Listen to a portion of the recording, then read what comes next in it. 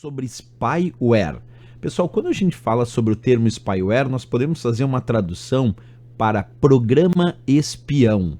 Então, o que significa exatamente um programa espião, um spyware? É um tipo de programa malicioso, é um tipo de malware que monitora as atividades de um sistema e envia as informações coletadas para terceiros. Por exemplo, imagina alguém mal intencionado instala no meu computador um spyware, um programa espião, sem que eu saiba, e agora tudo que eu faço no meu computador passa a ser registrado e de tempos em tempos quem instalou esse programa espião, quem instalou esse spyware, consegue receber as informações de tudo que eu fiz naquele determinado período. Claro que muita gente pode imaginar o seguinte, peraí, mas se existe programa espião usado de forma mal intencionada, deve existir também um programa espião usado de forma legítima. E é verdade, existe sim. Existe o que nós chamamos de spyware ou programa espião com uso legítimo. Então como é que ele pode ser usado tanto de forma legítima quanto maliciosa?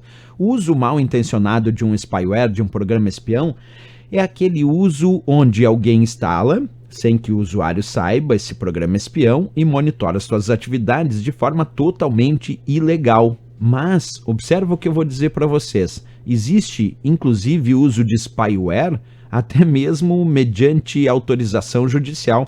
Imagina a Polícia Federal realizando algum tipo de investigação e ela instala programas espiões em sistemas justamente para monitorar atividades que são consideradas ilegais. Ou até mesmo o administrador de uma rede instala programa espião dentro da sua própria rede, dentro do âmbito da rede que administra, para verificar atividades mal intencionadas que são feitas naquela rede. Então é claro que a princípio, quando a gente imagina em provas de concurso o termo spyware, o termo programa espião, a gente imagina um programa mal intencionado, malicioso, um uso mal intencionado e ilegítimo.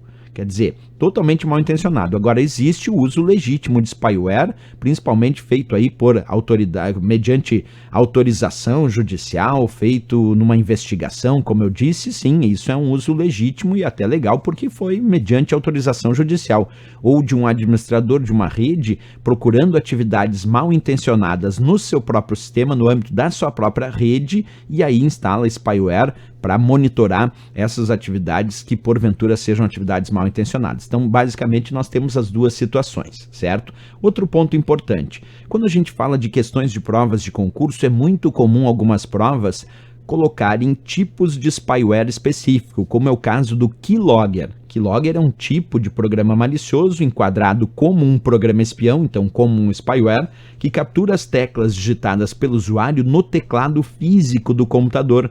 Se tem um spyware Keylogger dentro aqui do meu computador, ele pode monitorar as atividades de tudo que eu digito no teclado físico do computador. Aí eu vou digitando aqui no teclado, ele vai anotando isso em arquivos de texto e de tempos em tempos quem instalou esse spyware Keylogger lê esse arquivo de texto com tudo que eu digitei no teclado do meu computador, por exemplo, nos últimos dias. E é interessante pensar que boa parte dos sistemas se protegem contra spyware Keylogger usando o que a gente chama de teclado virtual. Porque se o usuário clicar no teclado virtual, o teclado virtual não é um teclado físico, é o teclado que aparece na tela e eu uso com telas touchscreen ou com o mouse.